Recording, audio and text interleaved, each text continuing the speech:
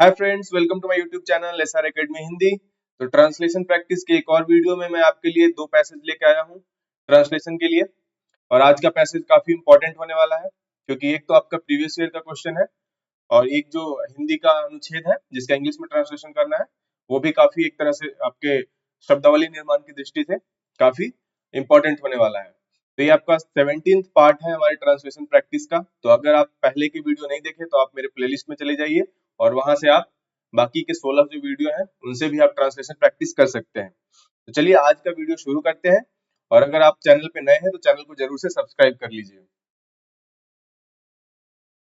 तो हमारा इंग्लिश का जो पैसेज है, जो कि आपका प्रीवियस ईयर में आ चुका है, रिसेंटली आया है 2023 में। 2023 का ये पैसेज है, तो ये काफी इंपॉर्टेंट है क्योंकि इसमें हम अब शब्दानुवाद नहीं करेंगे। चलिए इसको पढ़ लेते हैं पहले, उसके बाद हम डिसाइड करेंगे। तो क्या है पैसेज, देखिए। If you could make just one significant change a week, your progress toward radical wellbeing would be hugely accelerated.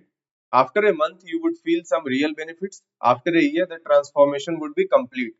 But the goal of one positive change a week won't be attainable without a workable strategy. If you try to change by making resolution, you will fail. Millions of people make New Year's resolution, which constitute only one change in the coming year, and yet the vast majority, well over 80% according to polls, don't follow through on their resolutions for more than a short time. Making promises to yourself, feeling guilty over your lapses, and feeling lonely and self-pitying are all counterproductive. Someone addicted to alcohol or drugs wakes up every morning with these feelings. Their past is littered with broken promises to themselves. ठीक है, तो हम इसमें देखेंगे एक एक sentence को लेके, और इसमें हम शब्दानुवाद ना करके हम एक एक वाक्य को के अर्थ को समझकर उसका भावानुवाद करने की कोशिश करेंगे। तो चलिए, आपका पहला जो सेंटेंस है, if you could make just one significant change a week, your progress towards radical wellbeing would be hugely accelerated. तो अगर आप इसका शब्दानुवाद करेंगे तो ये इसका अर्थ नहीं आ पाएगा हिंदी में। आप करके देख सकते हैं। तो इसमें जो कहने की क्या कोशिश की जा रही है कि अगर आप सप्ताह में कोई एक महत्वपूर्ण बदलाव कर सके, हर एक सप्ताह आपको एक बदलाव अपने जीवन में लाए, तो उससे क्या होगा कि जो आपका यहाँ पे वेलबींग का अर्थ सेहत या स्वास्थ्य के संदर्भ में ले सकते हैं। तो जो आपका बेहतर स्वास्थ्य के लिए जो आप कोशिश कर रहे हैं, उस दिशा में आप एक तीव्र प्रगति पाएंगे। ठीक है, तो इस तरह का कुछ है यहाँ पे अर्थ। तो यहाँ पे अगर हम देखेंगे तो सिग्निफिकेंट चेंज का अर्थ हो जाएगा महत्वपूर्ण बदलाव। प्रोग्रेस का ऐसे तो अर्थ होता है विकास, लेकिन यहाँ पे प्रगति, विकास। रेडिकल रेडिकल का अर्थ यहाँ पे हो सकता है महत्वपूर्ण भी हो सकता है, मूल, मौलिक, ऐसे भी कुछ इसके अनुवाद होते हैं। बट यहाँ पे हम इसको लेके चलेंगे बेहतर स्वास्थ्य के संदर्भ में, यहाँ पे बात की गई है। और ह्यूजली एक्सेलरेटेड को हम लोग लेके चलेंगे कि अब तीव्र प्रगति के सेंस में। ठीक है, तो चलिए इसको लिख लेते हैं, फिर आप देखिए। तो देखिए, जो पैसेज है इसका आप मुझसे भी बेहतर अनुवाद कर सकते हैं। तो अगर किसी भी सेंटेंस का अगर आपको लगता है कि ये इससे ज्यादा बेहतर अनुवाद हो सकता है, तो आप कमेंट में जरूर मेंशन कीजिएगा। ठीक है, तो चलिए मैं इसका हिंदी अनुवाद लिखने की कोशिश करता हूँ, क्या हो जाएगा। तो यदि आप सप्ताह में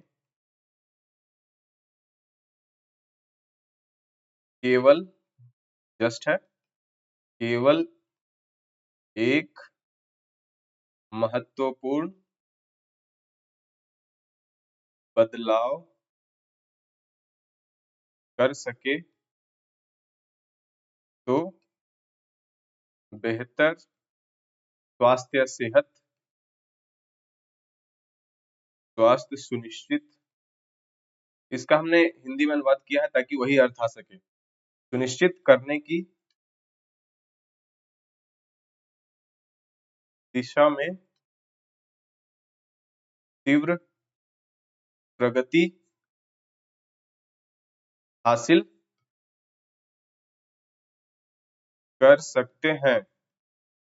ठीक है, तो क्या हो गया, यदि आप सप्ताह में केवल एक बदलाव कर सके तो बेहतर स्वास्थ्य सुनिश्चित करने की दिशा में तीव्र प्रगति हासिल कर सकते हैं। ठीक है, तो इसका आप देखिएगा कि अर्थ आपका हिंदी में भी इंग्लिश में भी लगभग एक जैसा आ रहा है। ठीक है, अगले सेंटेंस पे चलते हैं।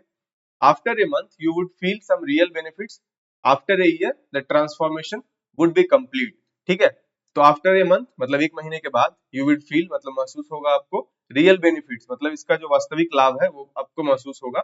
After year the transformation would be complete, तो इसको ऐसे देखा जा सकता है कि 1 वर्ष के बाद आप पूरा बदलाव को पूरी तरह से आप देख सकते हैं। ठीक है, तो इसको लिख लेते हैं। कैसे लिखेंगे इसका भी हम लोग पूरा शब्दानुवाद नहीं करेंगे, थोड़ा भावानुवाद और शब्दानुवाद को मिला के एक ही अर्थ को लाने की कोशिश करेंगे हिंदी अनुवाद में। चलिए देखते हैं कैसे लिखेंगे इसको। 1 महीने के बाद आप वास्तव में कुछ लाभ, बेनिफिट को लाभ ही लिख देते हैं, लाभ महसूस करने लगेंगे। ठीक है, और उसके बाद क्या है, 1 वर्ष के बाद पूरा बदलाव देखा जा सकता है।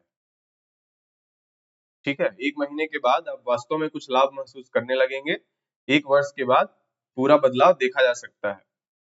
ठीक है, नेक्स्ट सेंटेंस में चलते हैं। But the goal of one positive change a week won't be attainable without a workable strategy. ठीक है, तो गोल का क्या हो जाएगा आपका, गोल का आपका अर्थ हो जाएगा लक्ष्य। वन पॉजिटिव चेंज मतलब पॉजिटिव चेंज को क्या बोलेंगे, एक सकारात्मक बदलाव। ठीक है, अ वीक मतलब सप्ताह। वांट अटेनेबल, अटेनेबल को क्या बोल सकते हैं हम लोग, मतलब प्राप्त नहीं किया जा सकता है। Without a workable strategy, workable strategy को हम लोग यहाँ पे व्यवहारिक रणनीति के रूप में ले सकते हैं। तो चलिए इसको लिख लेते हैं, हिंदी में क्या हो जाएगा,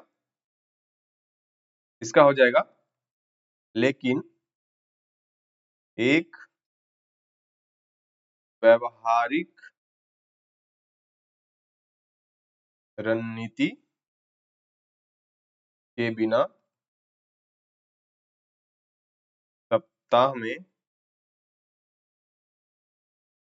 एक सकारात्मक बदलाव का लक्ष्य प्राप्त नहीं किया जा सकेगा। ठीक है, लेकिन एक व्यवहारिक रणनीति के बिना सप्ताह में एक सकारात्मक बदलाव का लक्ष्य प्राप्त नहीं किया जा सकेगा। ठीक है, नेक्स्ट सेंटेंस में चलते हैं। If you try to change by making resolution you will fail. ठीक है, तो रिजोल्यूशन का क्या हो जाता है यहाँ पर, संकल्प। ठीक है, बाकी का तो आपको मीनिंग आता ही होगा। इसको क्या लिख सकते हैं हम लोग कि यदि आप संकल्प लेकर परिवर्तन का प्रयास करेंगे तो यू विल फेल, तो असफल हो जाएंगे। तो चलिए इसको लिख लेते हैं, क्या हो जाएगा, यदि आप संकल्प लेकर परिवर्तन या बदलाव, कुछ भी लिख सकते हैं, का प्रयास करेंगे देन यू विल फेल, तो आप तो असफल,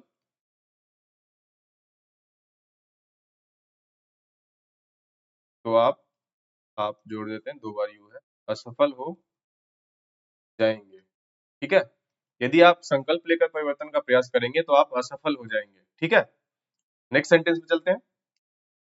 Millions of people make New Year's resolution, which constitute only one change in the coming year, and yet the vast majority, well over 80% according to polls, don't follow through on their resolution for more than a short time. इसमें क्या बोला जा रहा है कि जो लाखों लोग होते हैं, मिलियंस ऑफ पीपल, आने वाले मतलब नए साल के शुभ अवसर पे वो एक संकल्प लेते हैं कि आने वाला जो वर्ष है उसमें एक बदलाव करेंगे। ठीक है, लेकिन फिर भी जो इनमें से लगभग 80% लोग हैं, अधिकांश लोग जो है वो थोड़े समय तक ही, मतलब for short time they can follow through their resolution, मतलब अपने जो जो उन्होंने संकल्प लिया है उस पर थोड़े समय के लिए ही अमल कर पाते हैं, उसके बाद वो बंद कर देते हैं। तो इसी अर्थ में है इसको कहा गया इस सेंटेंस में। तो चलिए इसको लिख लेते हैं, क्या हो जाएगा, मिलियंस ऑफ पीपल का क्या हो जाएगा, लाखों लोग नए साल पर आने वाले वर्ष में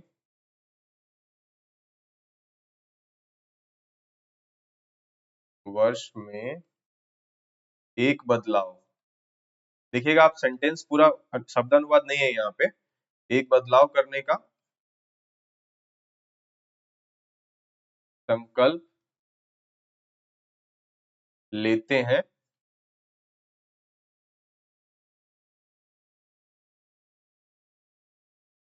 लेकिन फॉल्स है। फॉल्स को क्या लिखेंगे? सर्वेक्षण।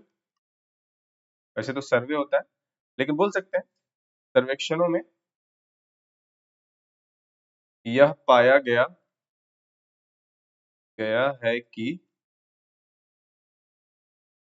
इनमें से अधिकांश, मेजोरिटी है, वास्ट मेजोरिटी, अधिकांश, प्रतिशत भी दिया हुआ है तो लिख देंगे लगभग 80% लोग सिर्फ थोड़े समय तक ही अपने संकल्प पर अमल कर पाते हैं। लाखों लोग नए साल पर आने वाले वर्ष में एक बदलाव करने का संकल्प लेते हैं, लेकिन सर्वेक्षणों में यह पाया गया है कि यह पता चलता है कि इनमें से अधिकांश, लगभग 80% लोग सिर्फ थोड़े समय तक ही अपने संकल्प पर अमल कर पाते हैं। तो ये आपका हो गया। एक बार पढ़ के आप देख लीजिए इससे वही अर्थ आ रहा है या नहीं। आप इससे भी बेहतर अनुवाद कर सकते हैं तो कमेंट में जरूर लिखिएगा, ठीक है। नेक्स्ट सेंटेंस पे चलते हैं। Making promises to yourself, feeling guilty over your lapses and feeling lonely and self pitying are all counterproductive. ठीक है, तो इसमें क्या बोल रहा है? मेकिंग प्रोमिसेस टू योरसेल्फ मतलब अपने आप से वादा करना। फीलिंग गिल्टी, गिल्टी का आप बोल सकते हैं इसको अपराध बोध, अपराध बोध होना आपको। And over your lapses, over your lapses को यहाँ पे हम लोग क्या लिख सकते हैं कि मतलब वादे पूरा न करने पर, ठीक है। तो क्या क्या हो जाता है? आप अपना अपराध बोध आपको फील होता है, अ, अपने प्रॉमिस जो आपने किया है उसको अगर पूरा नहीं कर पाते तो आपको अपराध बोध होता है।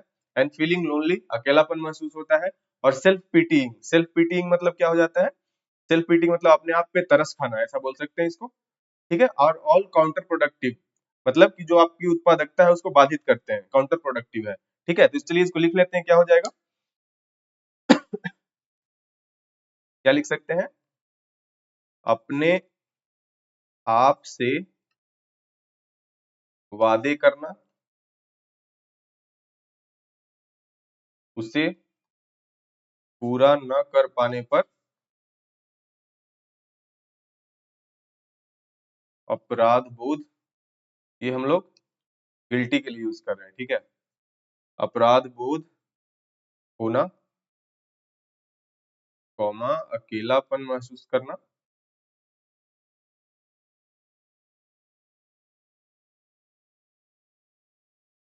और सेल्फ पिटिंग है ना, तो और अपने आप पर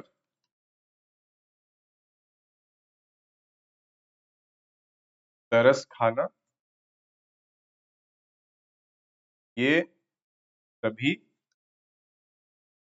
उत्पादकता, मतलब आपकी जो उत्पादकता, प्रोडक्टिविटी है, उसको बाधित करते हैं।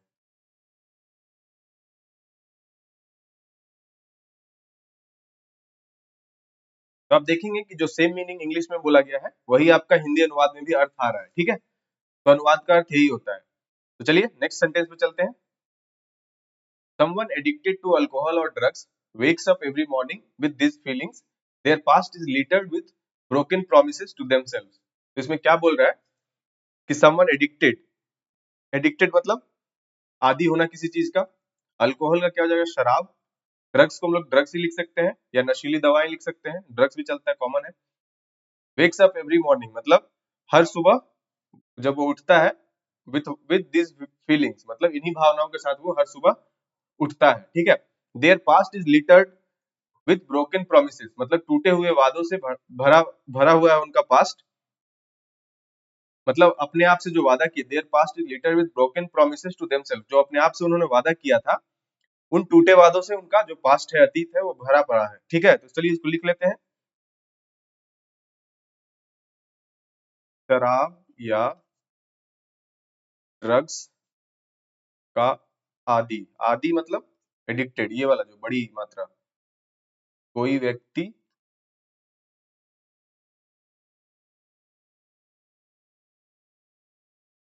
हर सुबह इन्हीं भावनाओं के साथ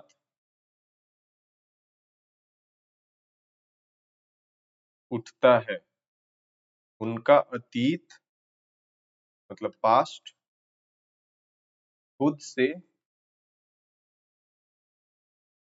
किए गए टूटे वादों से भरा पड़ा है। तो शराब या ड्रग्स का आदी कोई व्यक्ति हर सुबह इन्हीं भावनाओं के साथ उठता है, उनका अतीत खुद से किए गए टूटे वादों से भरा पड़ा है। ठीक है, तो ये आपका इंग्लिश का जो पैसेज था उसका हमने अनुवाद कर लिया। ये बहुत इंपॉर्टेंट पैसेज था आपके लिए, 2023 में आया भी है ये पैसेज आपका हिंदी अनुवाद के लिए। तो चलिए अब चलते हैं हिंदी अनुच्छेद पे, जिसका हम लोग इंग्लिश में ट्रांसलेशन करेंगे। ठीक है, तो ये आपका आज का हिंदी अनुच्छेद है। नॉर्वे, फिनलैंड, स्वीडन, ग्रीनलैंड, रूस, कनाडा और अलास्का के सुदूर उत्तरी इलाके में ठंड के ज्यादातर दिनों में सूरज सीधे सिर के ऊपर आसमान तक नहीं जाता और क्षितिज के करीब रहता है। ऐसा कितने दिनों तक रहेगा, ये बात किसी खास जगह की भौगोलिक स्थिति पर निर्भर करती है। जैसे आर्कटिक चक्र के ठीक बगल में स्थित फिनलैंड के लैपलैंड इलाके की राजधानी रोवानिएमी में सर्दियों के मौसम में ध्रुवीय रात का वक्त केवल 2 दिन रहता है। आर्कटिक सर्कल से लगभग 350 किलोमीटर दूर स्थित उत्तरी नॉर्वे के सबसे बड़े शहर ट्रोम्सो में ये रातें नवंबर के आखिरी दिनों से शुरू होकर जनवरी के मध्य यानी लगभग 6 हफ्तों तक रहती है। वहीं इसके ठीक दूसरे छोर पर नूनावुट में कनाडा के सैनिक अड्डे अलर्ट एलर्ट जो जगह का नाम है में लगभग 4 महीने तक अंधेरा रहता है। एलर्ट धरती का वो सबसे उत्तरी इलाका है जहाँ स्थायी इंसानी बस्ती है। भयंकर ठंड और दिन में बहुत कम रोशनी वाले सर्दियों के लंबे महीने लोगों के मूड पर गहरा असर डाल सकते हैं। सर्द अंधेरे महीनों का सबसे जाना माना दुष्प्रभाव शायद सीजनल अफेक्टिव डिसऑर्डर, जिसको सैड बोलते हैं, है। सर्दियों के छोटे दिनों में मिजाज पर पड़ने वाले इस बुरे असर को सूरज की रोशनी न मिलने का नतीजा माना जाता है। इसके लक्षणों में शरीर में ऊर्जा की कमी, ज्यादा खाना खाना और कुछ ज्यादा ही सोना शामिल है। ये लक्षण गर्मियां या बसंत ऋतु आते ही खुद ब खुद गायब भी हो जाते हैं। नींद में खलल भी इस बीमारी का एक लक्षण होता है। तो चलिए एक एक वाक्य को हम एक एक स्लाइड में लेते हैं, उसका इंग्लिश में ट्रांसलेशन करते हैं। चलिए, तो पहला सेंटेंस क्या है, पहला वाक्य क्या है आपका, नॉर्वे, फिनलैंड, स्वीडन, ग्रीनलैंड, रूस, कनाडा और अलास्का के सुदूर उत्तरी इलाकों में ठंड के ज्यादातर दिनों में सूरज सीधे सिर के ऊपर आसमान तक नहीं आता और क्षितिज के करीब रहता है। ठीक है, तो इसमें देख लीजिए क्या क्या है, ये सब तो आपका कंट्री का नाम है, तो उसको वैसे का वैसे ही लिख देंगे अलास्का तक। सुदूर उत्तरी इलाके मतलब आपका जो हो गया in the far northern region, सुदूर उत्तरी इलाके का फार नॉर्थर्न रीजन। ठंड के ज्यादातर मतलब विंटर हो गया ठंड का। ठीक है, सूरज मतलब सन सीधे सर के ऊपर मतलब सीधे सर के ऊपर आसमान तक नहीं जाता, मतलब sun does not reach directly overhead. ठीक है, and remains close to the, क्षितिज का क्या हो जाएगा, हॉरिजॉन।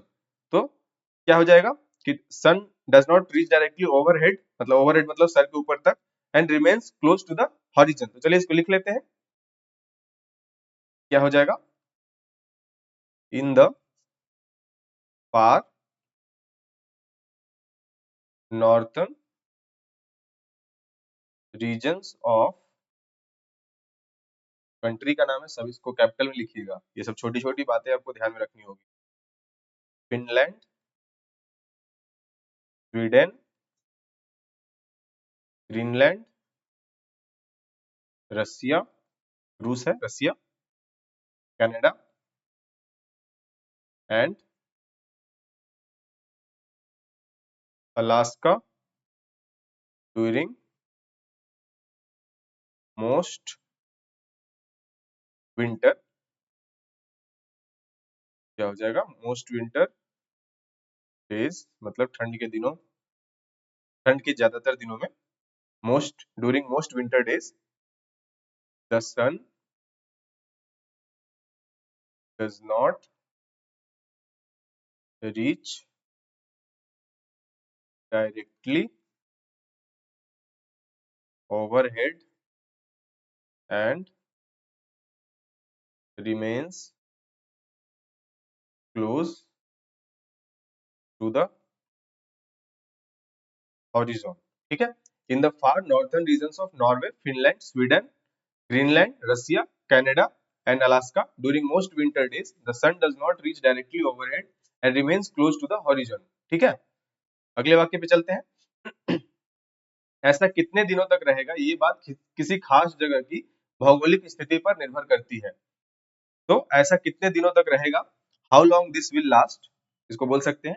ये बात किसी खास जगह की, मतलब depends on a particular place. और भौगोलिक स्थिति का क्या हो जाता है, भौगोलिक स्थिति का हो जाता है ज्योग्राफिकल लोकेशन पर निर्भर. निर्भर मतलब डिपेंड करना. और किसी खास जगह को हम लोग किसी पर्टिकुलर प्लेस ऐसा बोल सकते हैं. तो चलिए इसको लिख लेते हैं. How long this will last depends on the geographical location of a particular place. How long this will last depends on the geographical location of a particular place. ठीक है. अगले वाक्य पे चलते हैं. जैसे आर्कटिक चक्र के ठीक बगल में स्थित फिनलैंड के लैपलैंड इलाके की राजधानी रोवानिएमी में सर्दियों के मौसम में ध्रुवीय रात का वक्त केवल 2 दिन रहता है. ठीक है. तो आर्कटिक चक्र को क्या बोलते हैं हम लोग, आर्कटिक चक्र को हम लोग बोलते हैं आर्कटिक सर्कल. ठीक है. ठीक बगल में मतलब located just right next to बोल सकते हैं, ठीक बगल में को स्थित फिनलैंड में लैपलैंड इलाके की राजधानी. तो ये तो जगह का नाम है. कैपिटल रोवानिएमी भी जगह का नाम है. सर्दियों के मौसम में मतलब विंटर सीजन में ध्रुवीय रात को क्या हम लोग बोलेंगे, पोलर नाइट्स. नाइट का वक्त केवल 2 दिन का होता है. ठीक है. तो इसका तो मीनिंग आपको आता है. चलिए लिख लेते हैं इसको. जैसे है, जैसे मतलब ये उदाहरण के तौर पर लिखा हुआ है, तो फॉर एग्जाम्पल लिख लेंगे. फॉर एग्जाम्पल इन रोवानिएमी है. इसको अगर आप इसका स्पेलिंग नहीं भी जानते हैं तो इसका लिप्यांतरण कर लेंगे आप लोग. रोवानिएमी मतलब रोमन में आपको ऐसे लिख लेंगे. The capital of Finland, Finland की लैपलैंड है ना, फिनलैंड लैपलैंड रीजन इलाका लोकेटेड ठीक बगल है, right next to the Arctic circle. The polar night मतलब ध्रुवीय रात last only for 2 days in the winter season. ठीक है.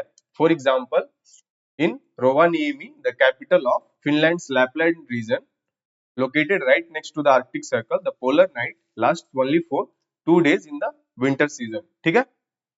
अगले वाक्य पे चलते हैं. आर्कटिक सर्कल से लगभग 350 किलोमीटर दूर स्थित उत्तरी नॉर्वे के सबसे बड़े शहर ट्रोम्सो में ये रातें नवंबर के आखिरी दिनों से शुरू होकर जनवरी के मध्य यानी लगभग 6 हफ्तों तक रहती है. ठीक है. तो आर्कटिक सर्कल तो आपको पता ही है, लगभग 350 किलोमीटर फार स्थित उत्तरी नॉर्वे सबसे बड़े शहर, मतलब इसको लिख सकते हैं हम लोग कि द लार्जेस्ट सिटी, सबसे बड़े शहर. ट्रोम्सो भी शहर का नाम है. ये रातें नवंबर के आखिरी दिनों से शुरू होकर जनवरी के मध्य यानी लगभग 6 हफ्तों तक रहती है. तो इसमें तो कुछ वर्ड्स का पंगा नहीं है, तो चलिए इसको लिख लेते हैं. क्या हो जाएगा, इन ट्रोम्सो. आप भी साथ साथ अनुवाद करते चलिए मेरे साथ साथ. In Tromso the largest city in northern, क्या है, उत्तरी नॉर्वे, नॉर्थन नॉर्वे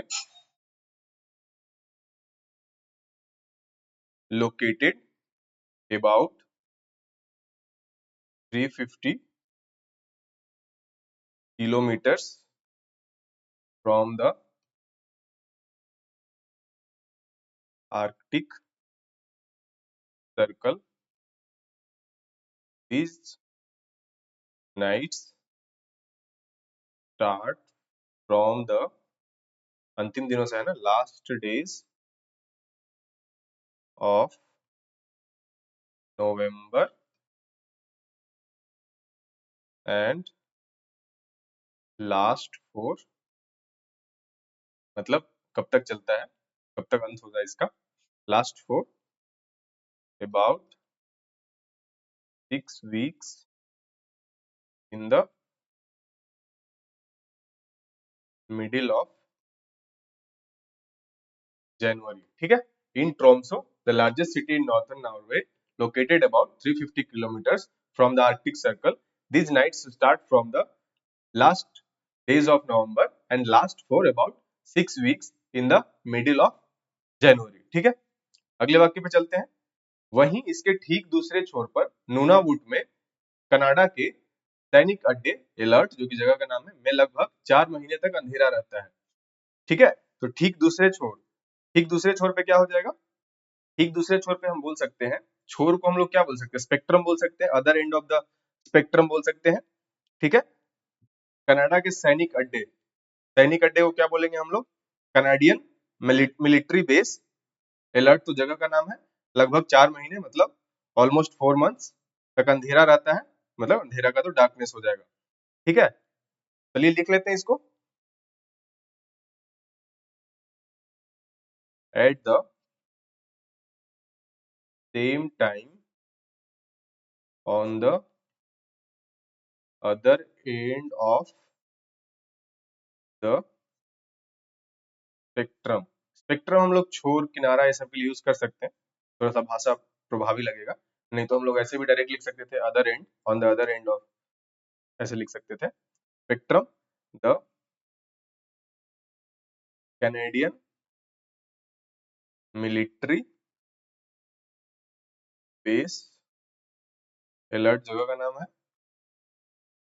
इन क्या है, Nunavut remains in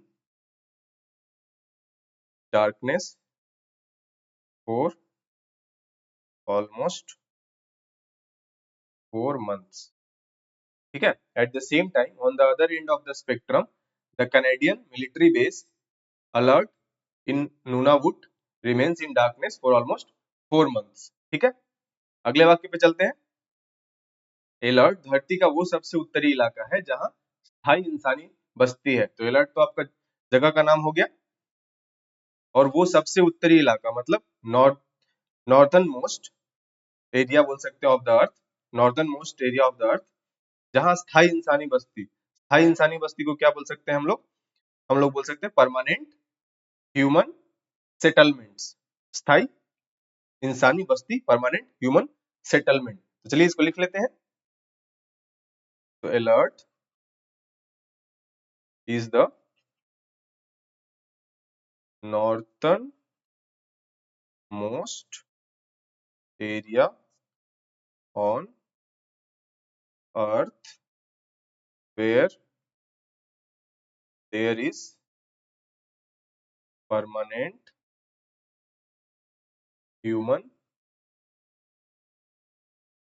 settlement. Okay, Alert is the northernmost area on earth where there is permanent human settlement. Okay, अगले वाक्य पे चलते हैं। सर्दियों के छोटे दिनों में मिजाज पर पड़ने वाले इस बुरे असर को सूरज की रोशनी न मिलने का नतीजा माना जाता है।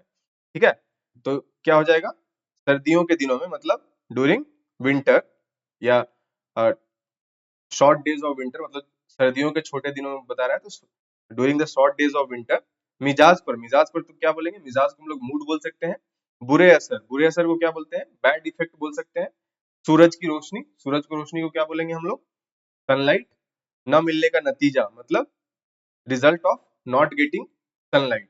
ठीक है, तो चलिए इसको लिख लेते हैं।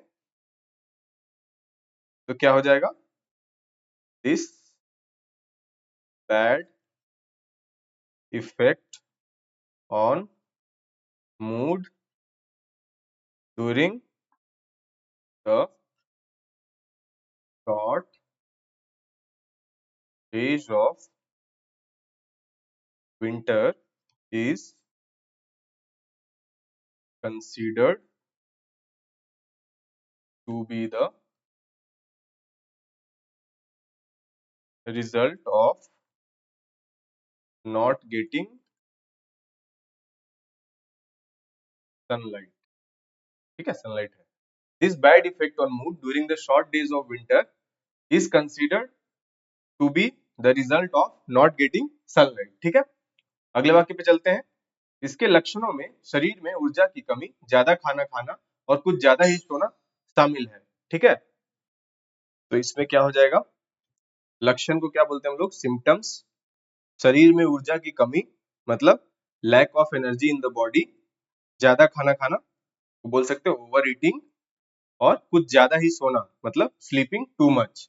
ठीक है, शामिल है को क्या बोल सकते हैं, इंक्लूड. इंक्लूड मतलब शामिल होना होता है. तो चलिए लिख लेते हैं इसको, क्या हो जाएगा, its symptoms include lack of energy in the body, over eating and sleeping too much. ठीक है, its symptoms include lack of energy in the body, over eating and sleeping too much. ठीक है, अगला वाक्य है, ये लक्षण गर्मियां या बसंत ऋतु आते ही खुद ब खुद गायब भी हो जाते हैं. नींद में खलल भी इस बीमारी का एक लक्षण होता है. ठीक है, तो लक्षण का अगेन सिम्टम्स हो जाएगा. गर्मी का क्या होता है, समर. बसंत का क्या हो जाता है, स्प्रिंग, ये सीजन का नाम है. आते ही खुद ब खुद का क्या हो जाएगा, ऑटोमेटिकली. गायब का क्या हो जाएगा, डिसअपियर. नींद में खलल मतलब डिस्टर्बेंस इन स्लीप. इस बीमारी, बीमारी का क्या होता है, डिजीज. लक्षण का अगेन सिम्टम्स. चलिए इसको लिख लेते हैं, these symptoms